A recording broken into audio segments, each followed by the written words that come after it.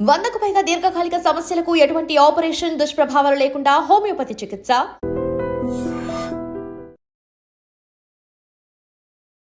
అసలు ఎందుకు గీజర్స్ అనేవి బ్లాస్ట్ అవుతాయి?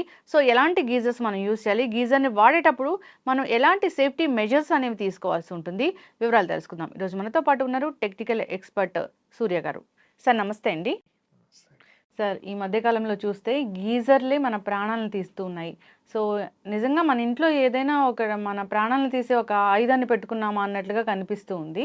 సో ప్రతి చోట ఎక్కడో ఒక చోట ప్రతిరోజు ఏదో ఒక న్యూస్ వింటూనే ఉన్నాం. గీజర్ నుంచి గ్యాస్ లీక్ అయింది. గీజర్ పేలి చనిపోయారు ఇలాగా. ఏంటి అసలు గీజరు? ఎందుకు గ్యాస్ లీక్ అవుతది? ఎందుకు పేలిపోతది? యాక్చువల్లీ గీజర్ గురించి చెప్పుకోవాలంటే మెయిన్ వచ్చేసరికి అక్కడ వచ్చేసరికి ఉండేది ఎలక్ట్రిసిటీ. ఆ! ఎలక్ట్రిసిటీ ఏంటంటే మనము ఇంట్లో వాడుతున్న వస్తువుల్లో హ్మ్. మొత్తం అన్ని ఎలక్ట్రిసిటీతో వాడడం వల్ల ప్రస్తుతం ఉన్న రోజుల్లో ఇంకా వేరే ఆల్టర్నేట్ లేదు. ఎలక్ట్రిసిటీతో వాడడం వల్ల తప్పకుండా మన దీన్ని కూడా హీటింగ్ ఎలిమెంట్ని కూడా మనం దీని ద్వారా వాడాల్సి వస్తుంది. హ్మ్. అంటే దానివల్ల ఏమిటంటే ప్రస్తుతం ఉన్న రోజులలో మనం వచ్చేసరికి మామూలుగా స్విచ్చెస్ ఉంటాయి. ఇవన్నీ అవును. సేఫ్టీగా వాడుతూ అవును. ఉంటాం. అవును. ఇవన్నీ కూడా ఇన్సులేటర్స్. హ్మ్. అంటే ఇవి దీని ద్వారా కొంచెం షాక్ కొట్టి తీవ్రత తగ్గుద్ది. హ్మ్. అంటే షాక్ కొట్టినా కూడా వెంటనే హ్మ్. ఎస్కేప్ అయ్యే ఛాన్సెస్ ఉంటాయి. హ్మ్. కానీ అంటే గీజర్ ఏంటంటే అది గుడ్ కండక్టర్. మీరు ఓకే. వాటర్‌లోనే ఎలిమెంట్ ఉంటది. ఆ హ్మ్. ఎలిమెంట్ ఉండడం వల్ల దానివల్ల ఏ ఇన్సిడెంట్ జరిగినా ఆ! మీరు దాని నుంచి ఎస్కేప్ అయ్యే ఛాన్సెస్ అన్నది 100కి 100% ఉంటదనమాట. ఓకే. దానివల్ల ఓహ్! చనిపోయే అవకాశాలు కూడా చాలా ఎక్కువ ఉంటాయి. ఓకే. మిగతా వాటి ద్వారా ఏంటంటే ఒక 10% అయినా ఛాన్స్ ఉంటది. దీంట్లో ఆ 10% కూడా ఉండదు ఛాన్స్ హ్మ్. అండి. యెస్. గీజర్‌లో గ్యాస్ లీక్ అవుతది అనేది ఎందుకు సార్? ఎలాంటి కండిషన్స్‌లో ఉంటుంది? గ్యాస్ లీక్ అవ్వడం అంటే మన గీజర్‌లో టెంపరేచర్ సెటప్స్ ఉంటాయండి. హ్మ్. ఆ టెంపరేచర్ సెటప్స్‌లో థర్మోస్టాట్ అని ఉంటది ఒకటి. హ్మ్. అదేంటంటే టెంపరేచర్ ఎక్కువైనప్పుడు ఆ హీటింగ్ ఎలిమెంట్‌ని ఆఫ్ చేస్తా ఉంటది. హ్మ్. మళ్ళీ అది ఎప్పుడైతే తక్కువయిందో మళ్ళీ ఆన్ చేస్తా ఉంటది. హ్మ్. అది ఫెయిల్ అయినప్పుడు ఇది ఓవర్ టెంపరేచర్ బాయిల్ అయిపోతది వాటర్. హ్మ్. ఆల్రెడీ ప్రెషర్ బిల్డప్ అవుతది. హ్మ్. దాంట్లో అక్కడ ప్రతి గీజర్‌కి ప్రెషర్ లీకేజ్ సిస్టమ్ ఉంటదక్కడ. హ్మ్. ఆ లీకేజ్ సిస్టమ్ కూడా ఫెయిల్యూర్ అయితే మీకు ఆ ప్రెషర్ ఎక్కువ బిల్డ్ అయ్యి బ్లాస్ట్ అయ్యే అవకాశాలు ఉంటాయి. ఓకే. హ్మ్. అంటే మరి 1, 2 అలా ఉంటాయి గదా! ఏ ఏ దేంట్లో పెడితే సేఫ్‌గా ఉంటుంది? మీడియం పెట్టుకుంటే బెటరు. ఆ! అది కూడా థర్మోస్టాట్ లేనప్పుడు అంటే గనక ఇంకా ఆటోమేటిక్‌గా ఫెయిల్యూర్ జరిగిపోయినట్టే అక్కడ మీకు ఓకే. అది. మీకు థర్మోస్టాట్‌లో పెడితే థర్మోస్టాట్ అన్నది ఒక హీట్ అది మనకేంటంటే ఒక సెన్సార్ అన్నమాట. హ్మ్. ఆ సెన్సార్ అంటే ఇప్పుడు మీడియం పెట్టారంటే ఒక 60 డిగ్రీస్ అనుకోండి. ఆ హ్మ్. 60 డిగ్రీస్ వచ్చినప్పుడు కట్ ఆఫ్ చేస్తదది. ఓకే. మళ్ళీ అది ఎప్పుడైతే డిక్రీజ్ అయిందో అప్పుడు హ్మ్. మళ్ళీ ఆన్ చేస్తదన్నమాట. హుహు. ఆటో కట్ ఆఫ్ చేస్తదన్నమాట. ఓకే. ఇక అదే థర్మోస్టాట్ ఫెయిల్ అయినప్పుడు దానికి కట్ ఆఫ్ ఉండదు ఇంకా ఆ! మీకు. కంటిన్యూ బాయిల్ అవ్వడం వల్ల మీరైనా ప్రెషర్ కుక్కర్ ఉంటది. అవును. ప్రెషర్ కుక్కర్ మీరు ఆన్ చేస్తారు. హ్మ్. దానిలో టెంపరేచర్ పెరిగి బిల్డప్ అయ్యే కదా ప్రెషర్ అవును. బయటకొస్తుంది. ఎప్పుడైతే ఆ ప్రెషర్ మీరు కుక్కర్‌లోంచి బయటికి రాలేదో, హ్మ్. అప్పుడు ఆటోమేటిక్‌గా ప్రెషర్ కుక్కర్ కూడా బ్లాస్ట్ అవుతది. హ్మ్. సేమ్ ఇది కూడా అంతే. ఇక్కడ టెంపరేచర్ అయ్యి వాటర్ బాయిల్ అయ్యి ఎవాపరేట్ అయ్యి ఒక ప్రెషర్ బిల్డప్ అవుతుంది. హ్మ్. ఆ ప్రెషర్ బిల్డప్ అవ్వడం వల్ల ఏంటంటే అది ఇంకా దాన్ని ఇంకా స్ట్రెంత్ కోల్పోతుంది. ఇంకా హ్మ్. బ్లాస్ట్ అవ్వడం ఈ జరుగుతుంది. థర్మోస్టాట్ అన్నారు. ఇది ఎలాంటి సందర్భాల్లో ఫెయిల్ అవుతది? చెప్పలేమండి హ్మ్. సెన్సార్ ఎప్పుడైనా ఫెయిల్ అవ్వచ్చు. మీరు కొత్త దాంట్లో కూడా ఫెయిల్ అవ్వచ్చు. హ్మ్. మీకు చాలా ఇంటర్నేషనల్ బ్రాండ్ కొన్నాము. మా గీజర్ పాడైపోయింది అని చెప్తూ ఉంటారు. ఒక రకంగా చెప్పాలంటే గీజర్‌లో నేషనల్ లేదు, లోకల్ లేదు. హ్మ్. ఏదైనా సరే జాగ్రత్తలు తీసుకోకుండా వాడితే మట్టికి హ్మ్. అన్‌సేఫే అండి. ఓకే. గీజర్‌ని సేఫ్‌గా వాడుకోవాలంటే ఎలాగా? గీజర్‌ని సేఫ్‌గా వాడాలంటే మినిమమ్ టు మినిమమ్ ఒక 15-20 లీటర్స్ కెపాసిటీ ఉన్న గీజర్స్ తీసుకోవాలి. హ్మ్. ఇప్పుడు ఇన్‌స్టంట్ అని చెప్పి చిన్న చిన్నవి. వచ్చిన వాటర్ హ్మ్. వచ్చేస్తున్నాయి. కానీ అదేంటంటే మీరు వెళ్తారు, స్విచ్ ఆన్ చేసుకుంటారు. హ్మ్. షవర్ బాతో లేకపోతే బకెట్‌లోనే ఫిల్ హ్మ్. చేసుకుంటారు. అది అది ఫెయిల్ అయిందంటే ఇమ్మీడియేట్‌గా షాక్ కొడతది. మీరు అక్కడే ఉంటారు. చుట్టూరు వాటర్ ఉంటది. ఇంక హ్మ్. ఎస్కేప్ అయ్యే ఛాన్సెస్ ఉండవు. హ్మ్. డైరెక్ట్ బాడీ షాక్ కొడతది. హ్మ్. ఇక మనం అంతా కొలాప్స్ అయ్యి అవును. ఇదే సిట్యుయేషన్‌కి ఒక ఇన్సిడెంట్ చెప్తున్నాను. హ్మ్. మీకు మెహదీపట్నం దగ్గర లంగర్ హౌస్ అని ఒకటుంది. హ్మ్. అక్కడ ఎంబీబీఎస్ డాక్టర్ హ్మ్. న్యూలీ మ్యారీడ్ అయ్యింది. హ్మ్. జస్ట్ ఒక 6 మంత్స్, 1 ఇయర్ లోపే అవుతుంది ఈ హ్మ్. ఇన్సిడెంట్. వాళ్ళ వాళ్ళ ఫ్యామిలీ పెట్టేసి వాళ్ళ తల్లిదండ్రులందరూ వెళ్ళిపోయారు. వెళ్ళిపోయాక ఒక 15 డేస్‌కో ఎప్పుడో ఈమె లేడీ ఎవరైతే ఉన్నారో హ్మ్. ఈమె వెళ్ళి బాత్ చేస్తుంది. హెడ్ హ్మ్. బాత్ చేస్తుంది. చేస్తుంటే గీజర్ లోపల ఎలిమెంట్ ఓపెన్ అయిందనమాట. హ్మ్. ఓపెన్ అయ్యి స్పాట్ డెడ్. ఈ హ్మ్. ఈ మా వైఫ్ ఇంకా ఎంతసేపటికి రావట్లేదని చెప్పి భర్త వెళ్ళారు. హ్మ్. వెళ్ళి తలుపు గట్టిగా ఏం లాక్ అయింది, లాక్‌ని ఓపెన్ చేసుకొని వెళ్ళేసరికి అడుగు పెట్టేసరికి అక్కడ చుట్టూ వాటర్ సర్ఫేస్ ఏరియా అవును. ఉంటది. వెంటనే అతను కూడా స్పాట్ డెడ్. ఓ వీళ్ళందరికీ ఫోన్ చేస్తే రిప్లై ఇవ్వట్లేదని వచ్చి చూసేసరికి మొత్తం ఇద్దరు డెడ్ అయి ఉన్నారు. ఇలాగేంటంటే ఇన్స్టెంట్ గీజర్స్ ఎప్పుడు రికమెండ్ చేయకూడదు. ఓకే ఇన్స్టెంట్ గీజర్ రికమెండ్ చేయడం వల్ల అంటే ఫెయిల్యూర్ దాంట్లో మామూలు దాంట్లో కన్నా ఎక్కువ ప్రమాదాలు జరిగే అవకాశం ఉంది. ఈ 15-20 లీటర్ గీజర్ ఎందుకు రికమెండ్ చేస్తున్నామంటే ఈ 15-20 లీటర్ గీజర్స్ స్టోరేజ్ ఉంటుంది. 15-20 లీటర్స్ స్టోరేజ్ ఉంటుంది. మీరు బాత్కి వెళ్ళి ముందే దీన్ని హైలో పెట్టుకుంటారు, మీడియంలో పెట్టుకుంటారు, ఆన్ ఒక 5 మినిట్స్ ముందు 10 మినిట్స్ ముందు ఆన్ చేసుకుని మీరు వెళ్ళి ముందు స్విచ్ ఆఫ్ చేసుకుని వెళ్తే ఈ 20 లీటర్ స్టోరేజ్ ఉంటుంది. ఇనఫ్ ఒక పర్సన్ కి 15-20 లీటర్స్ ఇనఫ్ బాత్ కి. అంటే దాంతోపాటు కూల్ వాటర్ కూడా కొంచెం మిక్స్ అవుతుంది కాబట్టి నియర్లీ 30-40 లీటర్స్ మనకు వస్తుంది. ఒక బాత్ కి 40 లీటర్స్ అన్నది ఇనఫ్ మనకి. దాని గురించి 15-20 లీటర్స్ రికమెండ్ చేస్తాను తప్ప లేకపోతే అది కూడా అన్రికమెండబుల్. ఓకే ఏదేమైనా గీజర్ అనేది అంత సేఫ్ అయితే కాదు. అస్సలు సేఫ్ అంటూ ఏమీ అసలు గీజర్ లో ఇంట్లో ఉన్న వస్తువుల్లో ప్రమాదకరమైనది గీజర్. గ్యాస్ సిలిండర్ కన్నా ప్రమాదం. గ్యాస్ సిలిండర్స్ అయినా బర్నింగ్ ఇవన్నీ అవి బయటికి ఎస్కేప్ అవడానికి ఉంటుంది, కానీ ఇది ప్రాణాలే తీసేస్తుంది గీజర్. ఎస్ అండి. సో అయితే గీజర్ ఖచ్చితంగా మస్ట్ అండ్ షుడ్ అయిపోయింది. సో ఈ గీజర్ ని ఎన్నాళ్ళకి ఒకసారి సర్వీసింగ్ చేయిస్తే మంచిది అంటారు? గీజర్ ని సర్వీస్ ఎవ్రీ 6 months కి 1 year కి ఒకసారి చెక్ చేయించుకుంటే బెటర్. కానీ అది ఎలా ఉంటది అంటే అక్కడ ఉన్న వాటర్ బట్టి కూడా ఉంటది. ఏమవుతుంది అంటే ఆ హీటింగ్ రాడ్ కి ఇది వచ్చేసరికి ఒక జంక్ కింద పెట్టేయడం, ఒక శుద్ధ లెవెల్స్ ఎక్కువ అయ్యి ఉంటాయి వాటర్ లో, అవి ఇవి పట్టేయడం, దాని వల్ల ఇవి ఖరాబ్ అవ్వడం. ఇలా ఇంకొకటి ఏంటంటే కంపెనీలు మంచి క్వాలిటీ మెటీరియల్ యూజ్ చేయకపోవడం, లేకపోతే ఓవర్ హీట్ ఓవర్ టెంపరేచర్ లో ఇది చేయడం. ఒక రకంగా చెప్పాలంటే గీజర్ ని సర్వీస్ చేసినా చేయకపోయినా మినిమం సేఫ్టీ తీసుకుని 15-20 లీటర్స్ ఏదైతే చెప్పానో ఆ వేలో వెళ్ళడం బెటర్. ఎంత సర్వీస్ చేసినా ఏం చేసినా. ఇంకొకటి గీజర్ లో సర్వీస్ చేస్తే అప్పుడు దాకా లేని ప్రాబ్లమ్స్ కూడా రావచ్చు సర్వీస్ చేయడం వల్ల. ఏంటంటే అప్పుడు దాకా టెక్నికల్ పర్సన్ ప్రాపర్ ఎక్స్పీరియన్స్ అయి ఉండాలి, లేదంటే ప్రాపర్ గా చేయకపోయిన జస్ట్ అతను మిస్టేక్ వాళ్ళు కూడా అవ్వచ్చు. సో ఈ జంక్ పట్టేస్తుంది అని అన్నారు. Depends on water. అలాంటి వాటర్స్ ఉన్నప్పుడు అసలు గీజర్ ని మనం సజెస్ట్ చేయకపోవడమే మంచిదేమో. 100%. ఇది వరకు మెథడ్సే బెటర్. గ్యాస్ స్టవ్ మీద లేకపోతే పొయ్యిల మీద కాగబెట్టుకుని చేసేవారు. ఈ గీజర్స్ ఏంటంటే రోజుకి కొంచెం మీకు బయటికి రావట్లేదు కానీ చాలా నెంబర్ ఆఫ్ డెత్స్ ఉంటున్నాయి రోజు ఓన్లీ గీజర్ వల్ల. ఓకే గీజర్ వల్ల మనకి ఎలాంటి ఇబ్బంది కలగకూడదంటే ఇక ఖచ్చితంగా వాడుతున్నాం కాబట్టి సో ఒక 5 minutes ముందు దాన్ని ఆన్ చేసి తర్వాత స్నానానికి వెళ్ళేటప్పుడు ఆఫ్ చేసుకొని వెళ్ళడం ఒక సేఫ్టీ మెజర్. అది కూడా మినిమం 20 లీటర్స్ అలా కెపాసిటీ ఉన్నది తీసుకోవాలి, ఆ స్టోరేజ్ ఉన్నది నోట్ చేసుకోవాలి అందరూ ఖచ్చితంగా. చాలా మంది ఇన్స్టెంట్ గీజర్స్ చిన్న చిన్న గీజర్స్ వాడుతూ ఉన్నారు, అసలు సేఫ్ కాదు. మార్కెట్ లో చాలా ఉన్నాయి. ఇప్పుడు మీరు గీజర్స్ ఒకటే అనుకుంటున్నారు, బకెట్ వాటర్ హీటర్స్ ఇవన్నీ చాలా ఉన్నాయి.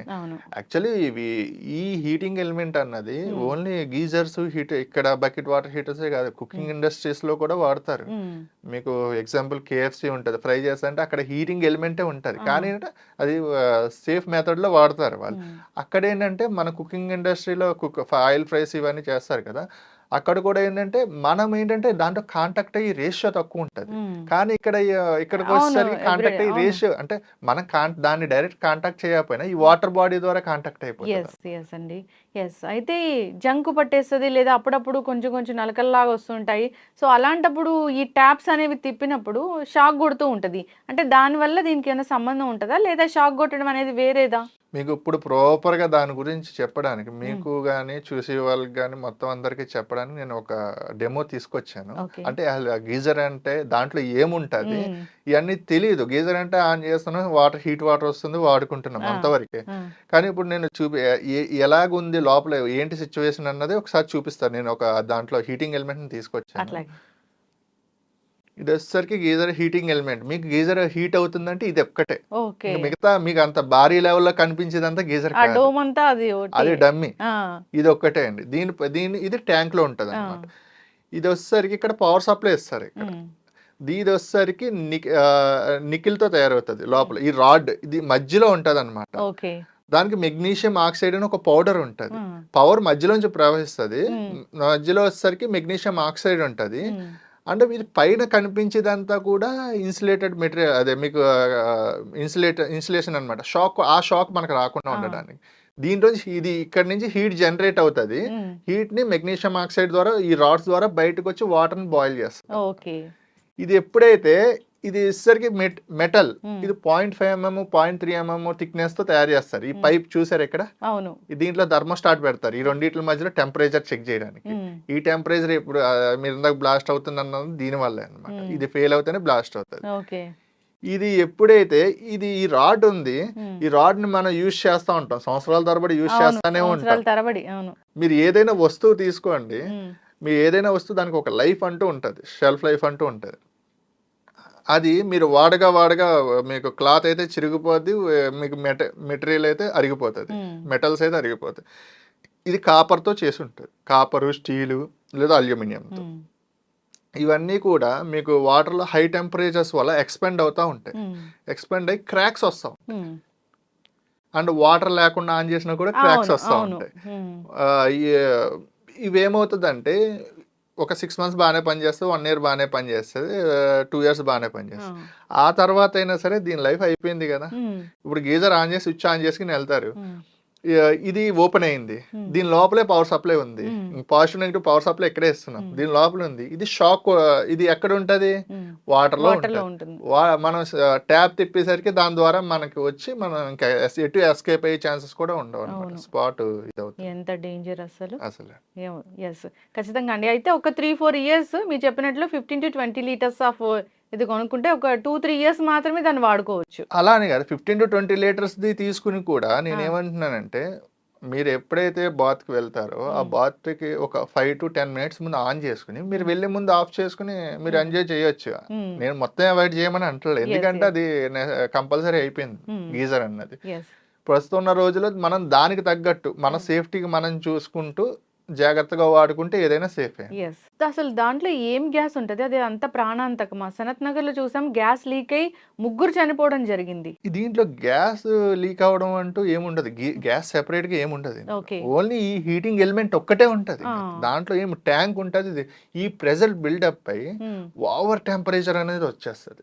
అది టెంపరేచర్ ఎక్కువ ఉండి, అంటే ఆ వాష్రూమ్ లో అక్కడ ఉండడం వల్ల అది హై స్ప్రెడ్ అవుతుంది, హై టెంపరేచర్ గా స్ప్రెడ్ అయ్యి కొంచెం వాళ్ళకి టెంపరేచర్ స్టీమ్ ఉంటది కదా, ఓవర్ స్టీమ్ వచ్చినట్టు ఇది కూడా హై టెంపరేచర్ రావడం వల్ల కొన్ని కేసెస్ లో వాళ్ళ బాడీ రెసిస్టెన్స్ బట్టి ఇబ్బంది అవ్వచ్చు. అయితే సార్, ఇప్పుడు గీజర్ ని ఫిట్ చేసే ప్లేస్ ఏదైతే ఉంటుందో దానికి కూడా ఏమైనా మెజర్స్ అనేవి ఉంటాయా? యాక్చువల్లీ గీజర్స్ అందరూ బాత్రూమ్ లో ఫిక్స్ చేస్తారు, అది కూడా ఒక 6 feet height, above 6 feet height లో ఫిక్స్ చేస్తూ ఉంటారు. యాక్చువల్లీ అది కరెక్ట్ ప్లేస్ కాదు. యాక్చువల్లీ ఎవరైనా అంటే ఇప్పుడు ఏంటంటే పాతవి ఉన్నాయి కాబట్టి ఫిక్స్ చేసేసుకుంటున్నారు. ఎవరైనా కొత్త కన్స్ట్రక్షన్ గా చేసుకునే వాళ్ళు అయితే కనుక దానికి సెపరేట్ గా మాయిశ్చర్ రాకుండా ఏమన్నా ఉన్న ప్లేస్ లో బయట ఒక బాత్రూమ్ కి అవుట్ సైడ్ ఏమైనా ఫిక్స్ చేసుకుంటే బెటర్. ఎందుకంటే గీజర్ లోపల పెడుతున్నారు, మీరు స్నానం హీట్ హాట్ వాటర్ తో స్నానం చేస్తున్నారు, వాటర్ ఎవాపరేట్ అయ్యి ఆ ఎవాపరేట్ అయ్యింది మళ్ళీ దానికి గీజర్ కే పడుతుంది. దాని ద్వారా ఎలక్ట్రిక్ షాక్ దాని ద్వారా కూడా వచ్చే అవకాశాలు ఉన్నాయి అన్నమాట. ఎందుకంటే ఇది ఎలక్ట్రికల్ స్ప్రెడ్, దానికి వాటర్ గుడ్ కండక్టర్. ఆ గుడ్ కండక్టర్, ఎందుకంటే స్ప్రెడ్ ఇప్పుడు వెళ్ళింది ఎవాపరేట్ ఇక్కడ పట్టుకుందంటే ఇక్కడ ఈ రెండు కలవచ్చు, షార్ట్ సర్క్యూట్ అవ్వచ్చు. అయితే బాత్రూమ్ లో హైట్ కూడా చాలా మెజర్ చేస్తూ ఉంటారు కదా, అంటే ఈ మధ్య కాలంలో ఏంటంటే బాత్రూమ్ లో కూడా సీలింగ్ చేయించడము, రకరకాల లైట్స్ పెట్టడం అలా చేస్తూ ఉన్నారు. అంటే హైట్ అనేది ఇంతనే ఉండాలి, సీలింగ్ ఉన్న దానికి ఉండొచ్చా లేదా? హైట్ అన్నది మినిమం వచ్చేసరికి అబౌవ్ 8 feet ఉంటే బెటర్. ఎందుకంటే అక్కడ వచ్చేసరికి మీకు ఎలక్ట్రికల్ ఏది వాడినా గానీ ఒక స్విచ్ బోర్డు ఉందంటే దానికి ప్రాపర్ మెజర్మెంట్స్ ఉంటాయి, ఒక గీజర్ వాడుతుందంటే దానికి ప్రాపర్ మెజర్మెంట్స్ ఉంటాయి, లైట్ ఉన్నదంటే లైట్, ఫ్యాన్ ఇవన్నీ డేంజరస్ కాదండి ఇప్పుడు. ఎందుకంటే మనం టచ్ చేసి హైట్ లో ఉంటాం.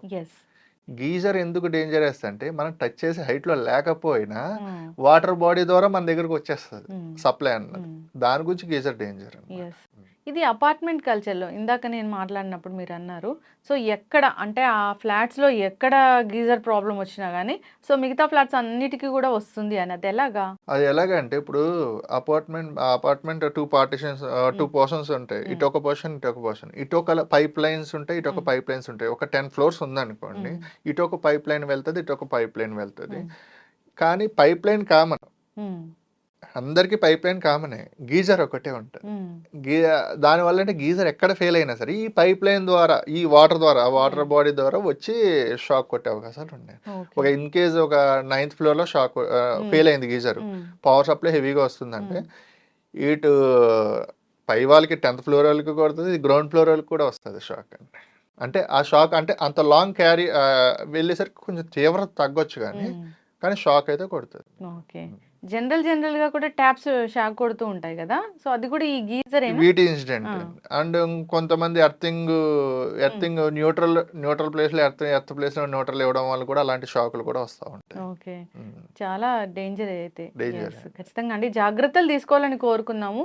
సో అది మెజర్ ఎలా ఉండాలి, ఇప్పుడు మీరు అన్నారు గీజర్ బయట కూడా పెట్టొచ్చని, అలాంటి ఆప్షన్ ఉండేలాగా ఇంకా కన్స్ట్రక్షన్ అనేది చేసుకోవాలని కోరుకున్నామండి. అది చిన్నదండి, ప్రికాషన్స్ ముందే బిల్డింగ్ కన్స్ట్రక్షన్ చేసినప్పుడు తీసుకుంటే బెటర్. ఇంకా పాతగా ఉన్న వాళ్ళైతే ఇంకేం చేయలేరు, ఉన్నదాన్ని ఇట్లా సేఫ్ గా వాడుకోవడమే. కొత్త వాళ్ళ మట్టుకు కొన్ని జాగ్రత్తలు తీసుకుని దానికంటూ ఒక ప్రాపర్ గా డెడికేట్ గా ప్లేస్ కేటాయించుకుంటే బెటర్.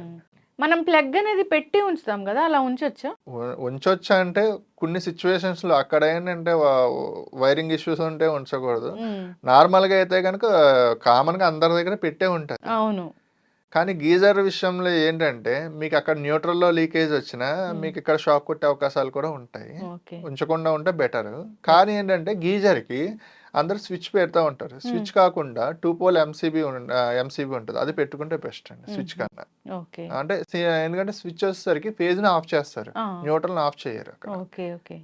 కొన్ని సిచ్యువేషన్స్ లో లీకేజ్ కరెంట్లు జనరేట్ అయ్యి అంటే హెవీ షాక్ కాదు కానీ కొంచెం తిమ్మిరి ఎక్కడం ఇట్లాంటివి వస్తూ ఉంటాయి. ఖచ్చితంగా. సో దీనికి స్టెబిలైజర్స్ అలాంటివి ఏమి ఉండవు కదా, సో ఎప్పుడైనా పవర్ ఎక్కువ వచ్చినప్పుడు అది ఏమైనా జరగడం అట్లా ఏమైనా ఉంటుందా? ఒకసారి ఫ్లక్చువేట్ అవుతా ఉంటుంది కదా. దీనికి వచ్చేసరికి ఒకటేనండి, ఏమున్నా కానీ సేఫ్టీయే ముఖ్యం గీజర్ విషయంలో. మనం ఏంటంటే సేఫ్టీ తీసుకోండి ఏదో కాపాడుతుంది అన్నది కాదు, మన జాగ్రత్తలో మనం ఉండడం ముఖ్యం. ఖచ్చితంగా అండి. సో ముందు ఈ ఎలక్ట్రికల్ అండ్ ఎలక్ట్రానిక్స్ గురించి మరిన్ని వీడియోస్ అయితే చేద్దాము, అవేర్నెస్ అయితే కల్పిద్దాము ప్రజలకి. చక్కటి ఇన్ఫర్మేషన్ అండి. ఈ మెజర్స్ అన్ని పాటిస్తూ అందరూ హ్యాపీగా ఉండాలని కోరుకుందాం. ధన్యవాదాలు sir. And for more videos, please subscribe to iDream. Please subscribe to iDream. Please subscribe iDream. And please subscribe to iDream. For more videos, subscribe to iDream. please like, share and subscribe to the channel. Congratulations, iDream. Subscribe to iDream. Subscribe to iDream. So subscribe to iDream Media. iDream team andarki huge congratulations. Please subscribe iDream Media. Please subscribe to iDream. Subscribe iDream. Please subscribe to iDream. iDream అంటే నా కళల ఛానల్ను subscribe చేసుకున్న నోరు తిరుగుతలేదు, మీరైతే గంట గుర్తు కొట్టండి. For more such videos, please subscribe to iDream. Subscribe to iDream. Please subscribe to iDream. Please subscribe iDream Media. Please do subscribe to iDream. Please subscribe to iDream Media. For best entertainment and information, please subscribe iDream. And don't forget to subscribe to iDream.